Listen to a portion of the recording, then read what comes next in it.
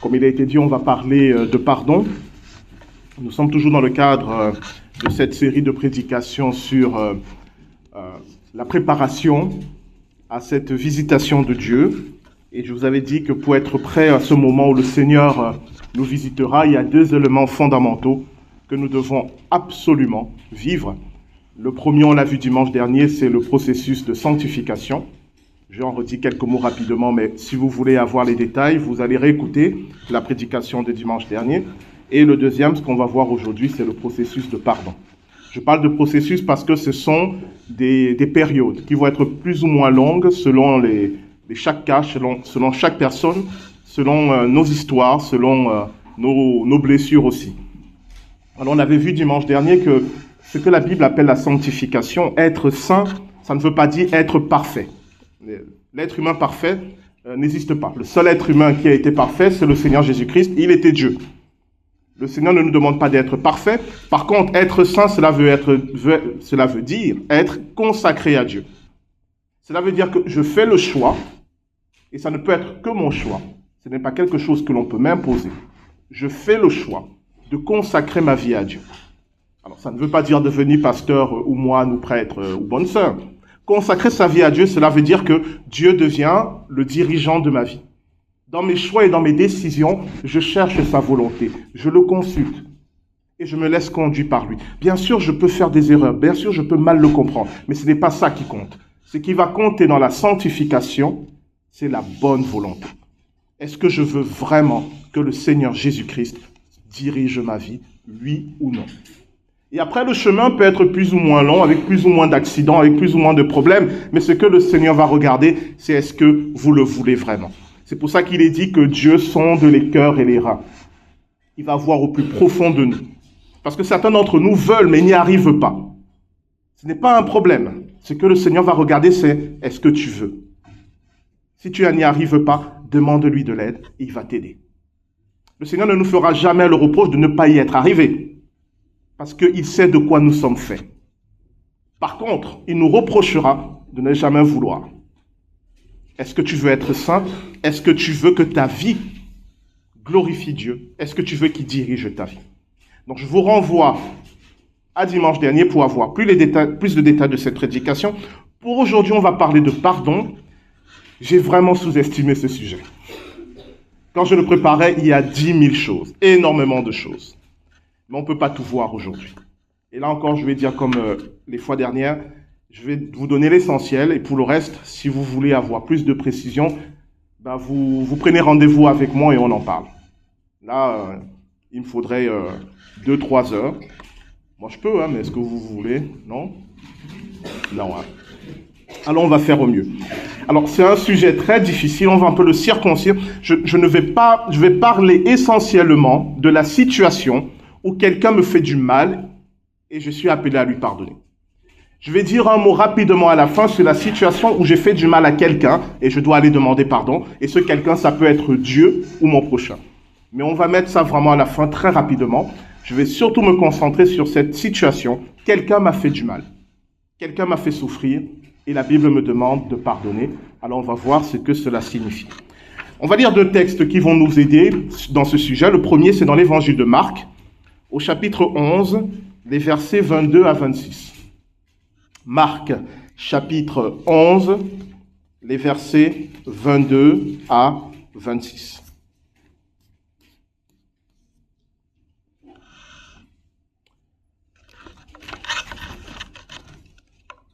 Si tout le monde y est, je vais lire.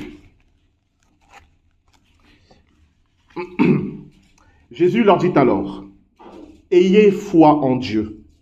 Je vous le dis en vérité. Si quelqu'un dit à cette montagne, « Retire-toi de là et jette-toi dans la mer. » Et s'il ne doute pas dans son cœur, mais croit que ce qu'il dit arrive, il le verra s'accomplir. C'est pourquoi je vous le dis, tout ce que vous demanderez en priant, croyez que vous l'avez reçu et cela vous sera accordé. Et lorsque vous êtes debout pour prier, si vous avez quelque chose contre quelqu'un, pardonnez-lui, afin que votre Père céleste vous pardonne aussi vos fautes. Mais si vous ne pardonnez pas, votre Père céleste ne vous pardonnera pas non plus vos fautes. deuxième texte que nous allons lire, c'est dans l'évangile de Luc, au chapitre 17, les versets 1 à 6. Luc, chapitre 17, les versets 1 à 6.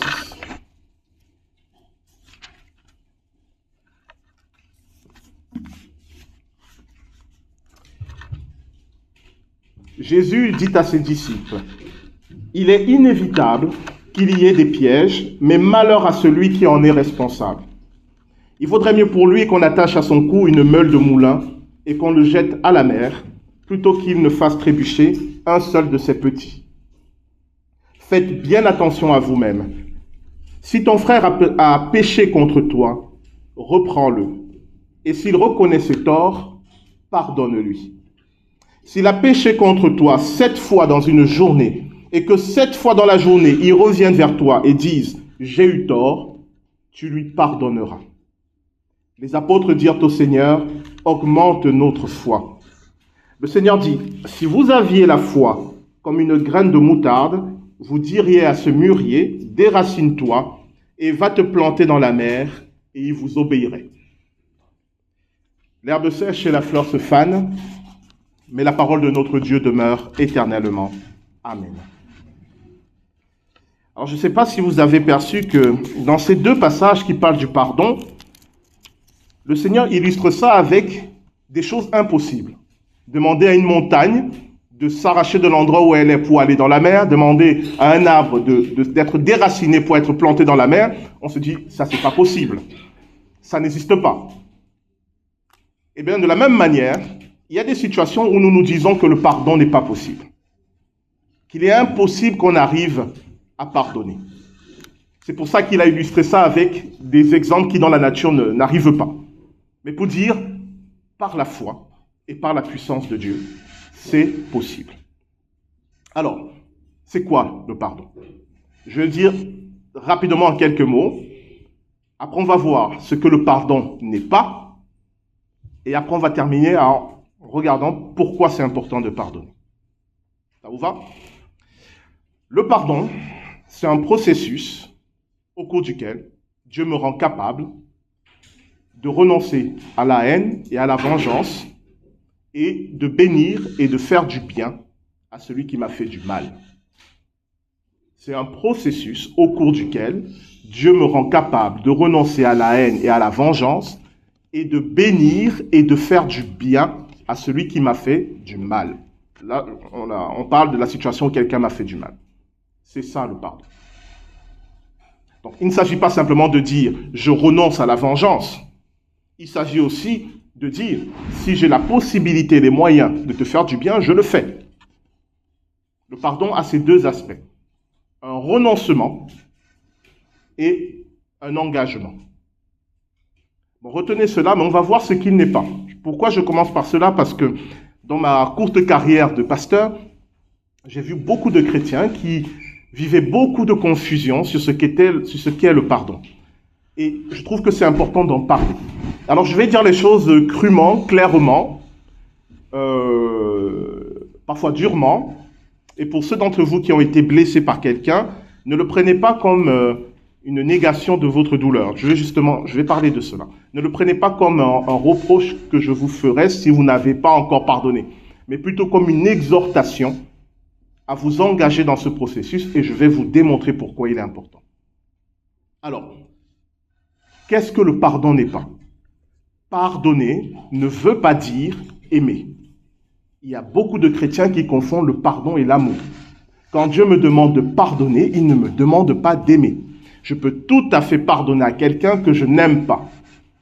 Mais ce n'est pas parce que je n'aime pas quelqu'un que je le déteste, que je suis dans la haine. Je ne passe pas de l'amour à la haine. Il y a beaucoup de gens il y a un endroit qu'on appelle l'indifférence. Mais pour beaucoup de chrétiens, soit on aime, soit on déteste. La vie est un peu plus compliquée que cela. Quand on me demande de pardonner à celui qui m'a fait du mal, on ne me demande pas de l'aimer. On me demande de renoncer à me venger, de renoncer à lui faire le mal qu'il m'a fait. Et le cas échéant, de lui faire du bien. Mais je peux tout à fait lui faire du bien sans éprouver le moindre sentiment. Je ne dis pas qu'il ne faut pas aimer les gens, hein, on est d'accord. Mais je dis que quand on dit « il faut pardonner », on ne te demande pas d'aimer. Ce n'est pas la même chose. Ce n'est pas le même processus. Donc pardonner, ce n'est pas aimer. Pardonner, ce n'est pas nier sa souffrance. Quand on me demande de pardonner, on ne me demande pas de faire comme si je n'ai rien ressenti, comme s'il ne s'était rien passé. Ce serait d'ailleurs absurde. S'il ne s'est rien passé, alors pourquoi je dois pardonner? Ou il y a eu quelque chose, ou il n'y a rien eu. Mais s'il y a eu quelque chose, alors il faut prendre en compte aussi le fait que je souffre. Quelqu'un m'a fait du mal, ça me fait souffrir. Quand on me demande de lui pardonner, on ne me demande pas de faire comme si je ne souffrais pas. On ne me demande pas non plus d'oublier ma souffrance. On ne me demande pas de l'enterrer. Ça n'a rien à voir. Je peux tout à fait pardonner à quelqu'un qui m'a fait du mal, mais pardonner en s'entend sincèrement et continuer à souffrir du mal qu'il m'a fait. C'est tout à fait possible. Les séquelles. Ce qui est sûr, on va le voir, c'est que si je ne pardonne pas, j'aurai du mal à guérir de ces blessures. On le verra. Donc pardonner, ce n'est pas être dans le déni. Ce n'est pas faire semblant. Ce n'est pas être hypocrite. J'en avais parlé la dernière fois. Dire à quelqu'un « je te pardonne » alors que sincèrement on ne le croit pas, on ne le pense pas, et tout ce qu'on lui souhaite, c'est qu'il lui arrive du mal, ce n'est pas ce que Dieu attend de nous. Dieu ne veut pas que nous devenions des menteurs, des hypocrites. Il veut que nous soyons sincères. C'est la raison pour laquelle il sait que ça peut prendre du temps, selon ce qu'on nous a fait. Il ne nous presse pas de pardonner au sens « il est urgent que tu pardonnes là tout de suite ». Par contre, il nous presse d'entrer dans le processus de renoncer à rendre le mal pour le mal. Là, il nous presse. Il nous presse de combattre la colère. Là, oui. Mais il sait. Il sait que les blessures, ça fait mal. Et que parfois, il faut du temps pour guérir. Donc, ce que le pardon n'est pas non plus, pardonner, c'est pas être réconcilié. Même si sans le pardon, il n'y a pas de réconciliation possible. Mais pardonner, ce n'est pas être réconcilié. Le pardon est une étape dans la réconciliation. Mais pour qu'il y ait réconciliation, il faut que les deux parties le veuillent. Or, moi, on me demande de pardonner, mais je ne sais pas ce que veut l'autre. Mais à la limite, ce n'est pas mon problème ce qu'il veut. Je peux tout à fait pardonner à quelqu'un qui m'a fait du mal, mais lui, il rejette mon pardon, il s'en fiche, il n'en veut pas. Qu'est-ce que vous voulez que je fasse? Je ne vais pas me réconcilier avec quelqu'un qui ne veut pas la réconciliation. Donc, ne confondez pas le pardon et la réconciliation. Mais bien évidemment, s'il n'y a pas pardon, il n'y aura pas réconciliation. Mais ce n'est pas le même niveau. Ça va? Alors, très difficile, mais je vais essayer de m'expliquer. Pardonner, ce n'est pas renoncer à se défendre. Et là aussi, alors bien sûr, il y a le passage « si on te frappe sur une joue, tends l'autre joue ». Un passage très mal compris. Bien sûr, dans l'Église, il y a l'image du martyr, de celui qui va jusqu'à la mort. Oui, mais attendez. Dans l'Évangile, il nous est dit, bien sûr, d'être prêt à mourir pour notre foi. C'est vrai. C'est-à-dire, si on me dit « Guy Bertrand, ou tu rejettes Jésus-Christ, ou on te tue », normalement, je vais dire « moi, je garde Jésus-Christ et vous prenez ma vie ». Bon, là, je dis devant vous en crânant, parce que, voilà, je suis devant vous. Mais ma prière, c'est cela. Seigneur, rends-moi capable d'être fidèle quoi qu'il arrive. Ça, oui. Mais on ne dit pas, laisse-toi marcher dessus, laisse-toi frapper. Non. Quand le Seigneur dit, si on te frappe sur une joue, il faut tendre l'autre joue, il nous propose, justement, on va en parler, de sortir du cycle de la violence. Mais il n'en dit pas, faites un mode de vie. À plusieurs reprises dans les évangiles, on voit qu'on a essayé de tuer le Seigneur Jésus. Alors, il n'a pas donné des coups de poing, mais il ne s'est pas laissé faire. Il est parti. Il n'a pas dit, venez, tuez-moi, je vous pardonne. Mais quand était venu le moment où il devait être fidèle jusqu'à la mort, il a dit à ses disciples, vous ne vous défendez pas. Ou plutôt, vous ne me défendez pas. Parce que c'est la volonté de Dieu pour moi. Là, oui, il ne devait pas se défendre. Mais pardonner, ce n'est pas renoncer à se défendre. Si quelqu'un vient avec un couteau et dit « Guy Bertrand, je vais te planter », je ne dis pas « je t'aime, vas-y, voilà mon bidon, vas-y ». je me défends, je fais quelque chose. Par contre, et là où ça devient subtil, c'est que nous devons toujours demander l'aide de Dieu pour que notre défense ne devienne pas une vengeance. Parce qu'on bascule très facilement. Quelqu'un me fait du mal, j'ai le droit de me défendre, mais Dieu doit m'aider à rester juste dans ma défense, à ne pas passer de la défense à la vengeance. Et cette limite-là, elle est difficile à définir selon les situations. C'est pourquoi, quand j'étais dans des situations où j'étais attaqué, j'ai toujours prié pour demander à Dieu quelle modalité de défense je devais adopter.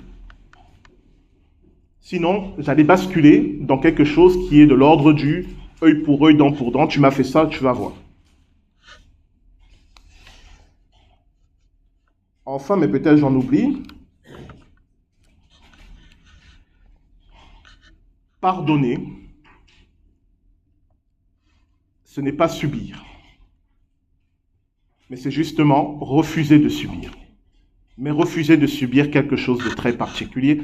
Et là, on va parler maintenant de la nécessité, pourquoi c'est important de pardonner. Et je vais devoir vous dire les choses telles qu'elles sont. D'accord? Quand quelqu'un me fait du mal, j'ai le choix.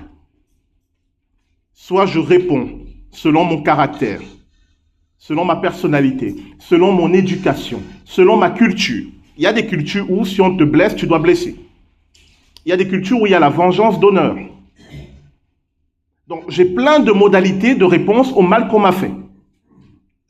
Et je peux choisir dans toutes ces modalités-là. Mais si je prétends être un enfant de Dieu, il y a une modalité qui doit être prioritaire, c'est la volonté de Dieu. Je ne peux pas prétendre être un enfant de Dieu et répondre au mal qu'on me fait par des modalités qui sont autres que celles de Dieu. C'est-à-dire le renoncement à la vengeance, la lutte contre la haine et briser le cycle de la violence. Si je ne réponds pas selon les modalités de Dieu, je démontre que je ne suis pas un enfant de Dieu. Point à la ligne. Pourquoi? Quand quelqu'un vient me faire du mal, à son niveau, il participe au mal qu'il y a dans ce monde. Si je lui réponds aussi par le mal, je participe moi aussi au mal qu'il y a dans ce monde. Et en réalité, je participe à ce cycle de violence, de haine, de colère qui détruit l'humanité. Tout simplement. Mes modalités de réponse vont me faire entrer dans un cycle qui lutte contre ce que Dieu veut. Et c'est pour cela que le pardon est aussi important pour Dieu. C'est pour cela qu'il est dit, si vous ne pardonnez pas, il ne va pas vous pardonner. Non pas qu'il ne reconnaît pas votre souffrance, non pas qu'il ne reconnaît pas le mal qu'on vous a fait, non pas qu'il ne reconnaît peut-être pas la légitimité de votre colère, mais il ne peut pas être avec vous dans les modalités du mal. Parce que Dieu est saint, parce que Dieu est juste. Une fois que vous êtes dans la modalité de la vengeance, de la haine, il n'est plus avec vous. Point. Et en réalité, dans cette modalité-là, vous luttez contre lui. Parce que vous participez de ce qui détruit ce monde. Peut-être pas volontairement, mais dans les faits, vous y participez. C'est pour ça que c'est aussi important. Si vous ne pardonnez pas, il ne vous pardonne pas. Il y a pire. Quelqu'un me fait du mal. Et moi, en réponse, je lui fais du mal. Qu'est-ce qui s'est passé? Il s'est simplement passé que je l'ai pris comme modèle. La personne qui m'a fait du mal est devenue mon modèle. Le chemin de ma vie maintenant, c'est de lui ressembler. Il me met un coup de couteau, je lui mets un coup de couteau. Il me donne un coup de poing, je lui donne un coup de poing. Il m'insulte, je l'insulte. Il me maudit, je le maudis. Il me fait tomber, je le fais tomber. Mais qui ressemble à qui? Je suis juste en train de l'imiter. Et je proclame partout, c'est mon ennemi, je le déteste. Oui, mais tu lui ressembles. Tu l'as pris pour modèle. Tu es devenu semblable à celui qui t'a fait du mal. Quelle réussite! Bravo! Fantastique! Et après le jour où tu l'écrases, je l'ai écrasé, je l'ai vaincu. Oui, mais tu es un nouveau lui. Et c'est comme ça que Satan nous piège dans des combats. Pourquoi il pousse certaines personnes à nous faire du mal?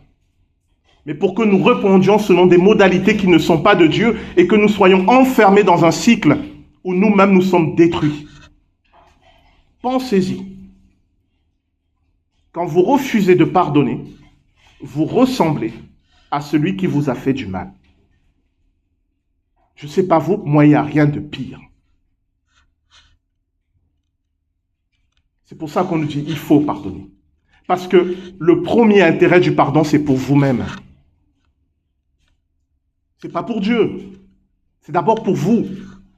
Parce que vous êtes dans un piège qui va vous détruire. Et pour sortir de ce piège, il ne faut pas surenchérir, mais il faut s'écarter.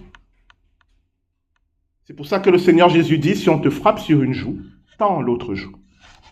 Il n'est pas en train de dire, soyez des paillassons. Il est en train de dire, avec l'aide de l'Esprit, on va voir que c'est important parce qu'on ne peut pas tout le temps le faire, avec l'aide de l'Esprit, sortez, refusez d'entrer dans ce qu'on vous propose en termes de cycle de violence, de mal et de haine. Est-ce que ça va? Mais personne ne dit que votre souffrance n'est pas légitime. Personne ne dit que ce qui s'est passé n'est pas grave. Personne ne dit que vous n'avez pas le droit de ressentir ce que vous ressentez. Mais on dit, il y a un chemin qui est un chemin de mort. Il y a un chemin de vie, mais il est très difficile. C'est la porte étroite par laquelle très peu de personnes passent. C'est le chemin où je dis à Dieu, il m'a fait cela, elle m'a fait cela. Ça me fait mal, ça me fait souffrir. Ça suscite en moi la colère. J'ai envie qu'il ou elle connaisse la même souffrance que je subis, pour qu'il ou elle se rende compte de ce que ça fait. Voilà tout ce qui bouillonne en moi. Mais Seigneur, aide-moi, car je ne veux pas aller sur ce chemin.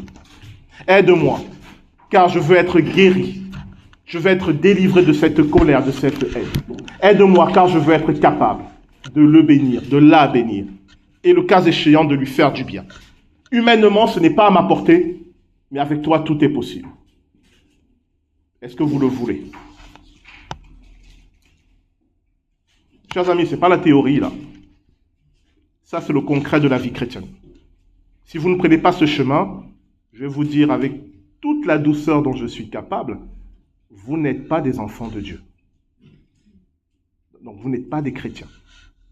Peu importe le nom que vous portez, peu importe si vous fréquentez ce temple depuis un siècle, peu importe la quantité d'argent que vous avez mis à l'offrande, peu importe toutes les bonnes œuvres que vous avez faites, si vous n'entrez pas dans ce chemin, vous n'êtes pas des enfants de Dieu. Pourquoi? Parce que vous combattez contre lui, vous participez aux ténèbres de ce monde. Volontairement ou involontairement, mais vous y participez.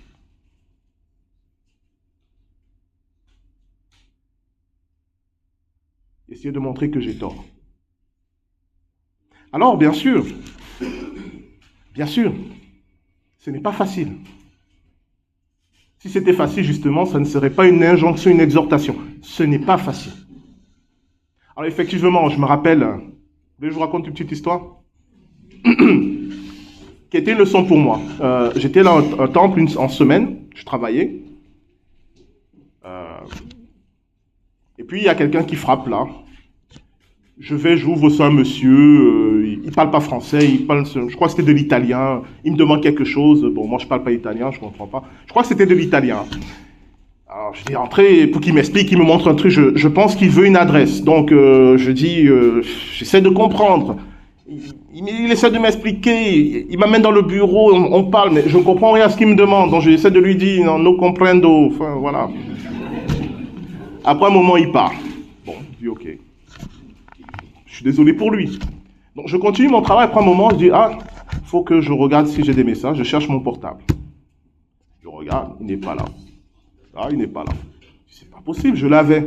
Je vais faire un tour chez moi, je fouille partout, il n'est pas là. J'ai fouillé partout, je ne trouve pas mon portable. Après là, il me vient un truc. Le gars est venu, il m'a volé mon portable. Alors, ce qui est marrant, et c'est ça ça m'a fait un tilt, c'est que je vous assure que les premières pensées qui me sont venues, ce n'étaient pas des pensées bénissantes. Hein. Ce n'était pas Dieu t'aime. C'était si je le retrouve, on va voir ce qu'on va voir. Et ça m'a fait rigoler parce que je me suis dit vraiment la nature humaine, elle est très particulière. Parce que j'ai beau savoir tout ce que je viens de vous dire là, mais la première pensée qui m'est venue quand je me suis rendu compte qu'on m'avait eu, c'était je le retrouve, je lui donne un coup de poing lui. Ça, c'est la pensée humaine primaire. Et quand elle est venue, et moi j'ai pris cette habitude d'être attentif à mes pensées, je me suis dit, tiens, ah ouais, tu l'as pas béni le voleur, tu lui as pas souhaité du bien. Alors je me suis arrêté et j'ai dit, Seigneur, je suis en colère. Parce qu'il m'a vraiment, je me sens bête et ça me met en colère. Et j'ai envie vraiment, ce gars-là, de lui faire payer. Alors, enlève-moi ça, je ne veux pas de ça. Donc j'ai identifié ce qui se passait en moi et j'ai dit au Seigneur, je ne veux pas de ça parce que je sais que ça va produire des choses qui n'honorent pas Dieu. Donc tout de suite, je dis à Dieu, délivre-moi de ça. Et il le fait. Et après, j'ai béni cet homme, je dis, ok Seigneur, bon, je le bénis et je te prie pour qu'il sorte de cette manière de vivre qui est le vol. Et je ne l'ai jamais revu et voilà, on est passé. Ce gars, je lui ai pardonné. Mais s'il vient là et me dit, oh, coucou Guy Bertrand, je l'aime pas lui. N'en ai pas de l'aimer, je l'aime pas. Je n'ai pas de la haine, hein, mais je ne l'aime pas. Je n'irai pas en vacances avec lui. Je ne lui fais pas confiance. S'il essaie encore de me voler, je vais me défendre. Mais je lui ai pardonné. Mais tant qu'il ne m'a pas démontré qu'il est digne de confiance, il y a un bon sens quand même. Il y a du bon sens. Si quelqu'un me fait du mal et ne vient pas me demander pardon, c'est que soit il ne s'est pas rendu compte qu'il m'a fait du mal, donc il est susceptible de recommencer, soit il s'est rendu compte et il s'en fiche, donc il est susceptible de recommencer. Que veut la sagesse? La sagesse veut que devant Dieu, je dis, Seigneur, guéris-moi de ma colère, de tout ce que tu veux pour que je lui pardonne, et je peux même lui pardonner, mais je garde mes distances. C'est du bon sens. Et si un jour, il vient et dit, Guy Bertrand, j'ai volé ton portable, je regrette vraiment, pardonne-moi. Alors là, le Seigneur me dit, tu lui pardonnes. Vous avez compris les modalités? Si ton frère vient et reconnaît ses torts, tu lui pardonneras. S'il ne vient pas et ne reconnaît pas ses torts, moi je vous conseille de lui pardonner devant Dieu, mais d'être sage et prudent, parce que c'est une personne qui est susceptible de vous refaire du mal. Pourquoi pardonner devant Dieu? Pour les raisons que j'ai indiquées, pour déjà sortir de ce cycle du mal, pour déjà guérir vous-même, car la haine, la colère, l'amertume, toutes ces choses entraînent beaucoup de destructions en nous-mêmes, qui ont parfois des répercussions sur notre santé. Et pour être en mesure, peut-être, gloire à Dieu, si un jour cette personne se repent, de pouvoir entrer dans un chemin de réconciliation. Le pardon est un chemin de vie. Et pour terminer sur cette partie, je vais dire quelques mots sur les deux autres aspects du pardon. Chers amis, que vous soyez chrétien ou pas, il y aura toujours des gens qui vous feront du mal. Ça, c'est la réalité de la vie humaine. Que vous soyez chrétien ou pas, il y aura toujours quelqu'un qui va vous embêter, qui va dire une chose qui va vous blesser, qui va faire quelque chose qui va vous faire du mal. C'est le monde. Mais si vous êtes enfant de Dieu, Dieu vous donnera les moyens. Roy a parlé de rebondir. Il vous donnera la capacité de rebondir dans cette épreuve. Il vous rendra capable de sortir du cycle du mal. Il vous rendra aussi capable, mais ça c'est la troisième étape, de proposer à celui qui vous a fait du mal un chemin de réconciliation. Qui d'entre vous ne veut pas ça? Et si vous ne voulez pas ça, alors qu'est-ce que vous faites ici? Si vous ne voulez pas ça, s'il vous plaît, ne venez pas le dimanche. Restez chez vous, allez à la pêche, allez faire plein d'autres choses. Mais ne venez pas ici. Ça n'a aucun sens. Si vous n'êtes pas déterminé à vivre cela, restez chez vous. Vivez votre vie. Et le moment venu, le Seigneur demandera à chacun de lui rendre compte. Et vous rendrez compte, bien sûr. On est d'accord? Alors, pour terminer rapidement, les deux autres aspects du pardon. J'ai fait du mal à quelqu'un. Là, ça renvoie à ce que je vous ai dit sur la sanctification. C'est-à-dire, si je marche avec Dieu, si je veux que Dieu dirige ma vie, c'est lui qui me fera rendre compte si j'ai fait du mal à quelqu'un. Parce qu'on suppose qu'on fait du mal involontairement, quand même, entre chrétiens. Quand même. Non? Partons, soyons optimistes. On fait du mal involontairement. Le Seigneur va me dire, dans ma conscience, tu as dit ça, ça lui a fait mal. Tu as fait ça, il a été blessé. Encore, on n'est pas en train de parler, est-ce qu'il a raison, il a tort, on s'en fiche. Le fait est qu'il ou elle est blessé. Que j'ai eu raison ou que j'ai eu tort, ça ne compte pas. Il ou elle est blessé. Qu'est-ce que je fais? La première chose, je demande pardon à Dieu. Pourquoi à Dieu? Parce que, mais là, je n'ai pas le temps de développer, au fond du fond, c'est contre lui. Mais bon. Pardon Seigneur, car je fais du mal à mon frère ou à ma sœur en Christ. Pardon Seigneur, car je fais du mal à mon voisin. Pardon Seigneur, car je fais du mal à mon collègue de bureau en disant telle chose ou en faisant telle chose. D'abord devant Dieu. Pourquoi d'abord devant Dieu? Parce que vous n'êtes pas sûr que vous aurez la possibilité d'aller demander le pardon à la personne à qui vous avez fait du mal. Et vous n'êtes même pas sûr que quand vous lui demanderez pardon, les choses vont s'arranger. Il y a des gens où vous leur demandez pardon, ça aggrave la situation. Ça ne veut pas dire qu'il ne fallait pas le faire. Ça veut dire qu'elles ne sont pas prêtes. Demander pardon devant Dieu, ça vous libère déjà d'un poids, le poids de la culpabilité, et ça vous rend disponible pour que lorsque les circonstances seront réunies, vous pourriez aller devant la personne et lui dire « Je t'ai fait du mal, pardonne-moi ». Et ça mettra le temps que ça mettra. Et bien sûr, quand je commets un péché, je demande pardon à Dieu, c'est ce qu'on appelle la repentance. Ça, je ne l'ai pas développé parce qu'on en a déjà beaucoup parlé.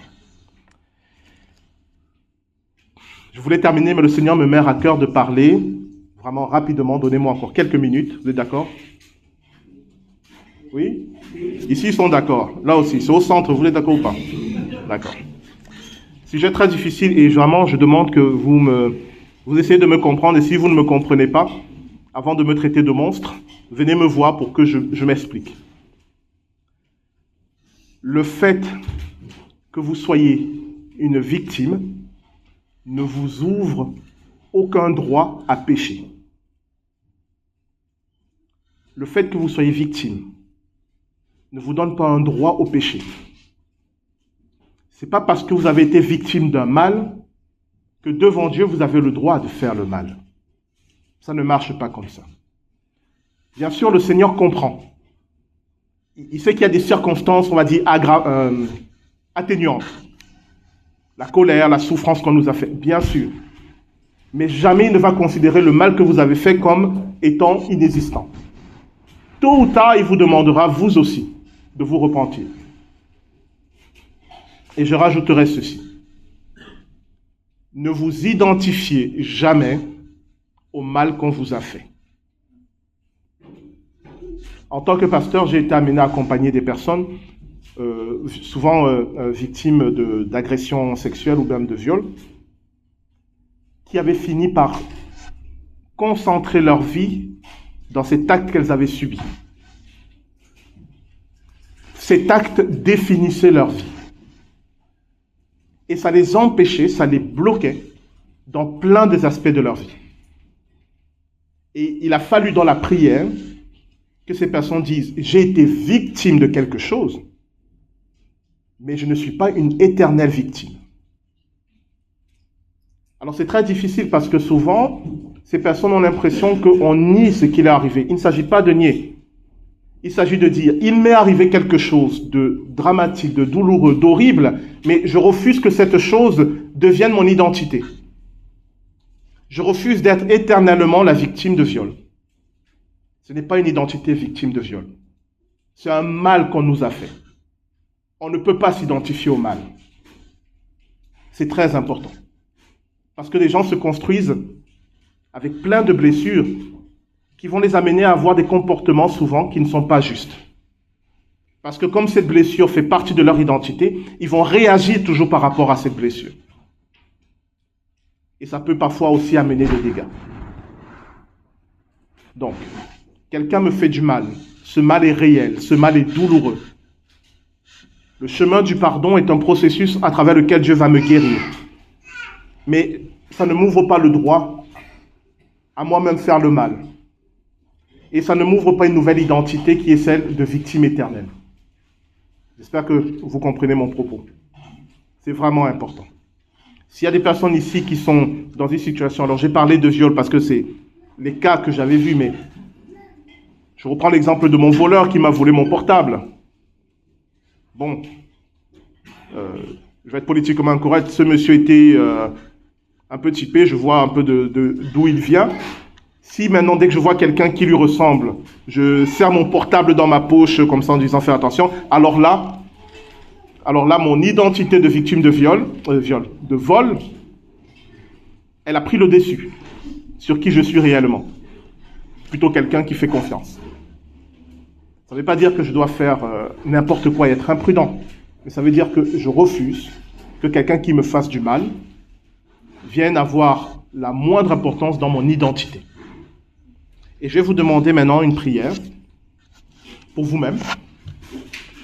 Sous toutes ces modalités, en premier, demandez au Seigneur de vous aider à entrer dans un processus de pardon. Si pendant que je parlais, il vous est remonté des choses où vous dites « je n'ai pas pardonné », demandez l'aide du Seigneur pour entrer dans le processus de pardon. Sur le deuxième aspect, demandez au Seigneur d'effacer cette identité qui est liée au mal qu'on vous a fait. Ça va? Comme modalité, on va prier.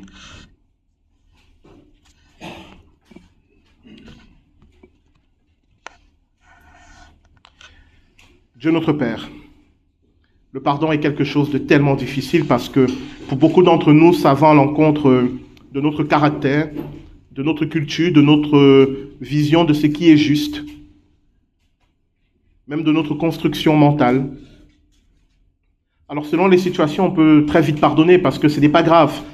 Mais il y a d'autres situations qui viennent heurter notre vision du monde, notre compréhension de qui tu es, de qui nous sommes. Alors là, on a vraiment besoin de ton aide. Car nous ne voulons pas ressembler à ceux qui nous ont fait du mal. Nous ne voulons pas les prendre comme modèle et reproduire leurs méthodes, leurs exemples. Nous ne voulons pas non plus, Seigneur, enterrer notre douleur, notre souffrance, la cacher, la nier. Nous voulons, Seigneur, dans un processus juste, équilibré et guérissant, être délivrés de la peur, de la colère, de la haine, de la vengeance, de toutes ces choses que le mal a créées en nous. Nous voulons en être guéris complètement. Et entrer aussi, Seigneur, dans un processus de bénédiction, où en toute sagesse et avec discernement, nous bénissons ceux qui nous ont fait du mal. Et si c'est dans notre portée, dans la mesure de nos moyens, nous leur faisons du bien. Seigneur, nous avons besoin de toi. Car la Bible dit, l'esprit est bien disposé, mais la chair est faible. Nous avons de belles intentions, mais nous avons souvent du mal à les accomplir. Alors, aide-nous. Père, je voudrais te prier particulièrement pour ceux qui sont ici et qui ont été victimes du mal à différents niveaux et qui se sont enfermés dans cette identité de victime, au sens spirituel du terme, qui se sont construits autour de cette identité de victime et qui aujourd'hui, Seigneur, veulent en sortir. Seigneur, je te prie pour que ce panneau qui est au-dessus d'eux et qui dit disponible pour être victime soit effacé par le sang du Christ. Et je proclame au nom de Jésus-Christ que ce n'est plus leur identité, que le mal qu'on leur a fait n'est plus leur identité. Car l'identité que tu as pour nous se construit sur ce qui est beau et bon, et pas sur ce qui est horrible et destructeur. Et pour ces personnes, Seigneur, je proclame la délivrance en Jésus-Christ, la restauration, la guérison et la paix. Amen.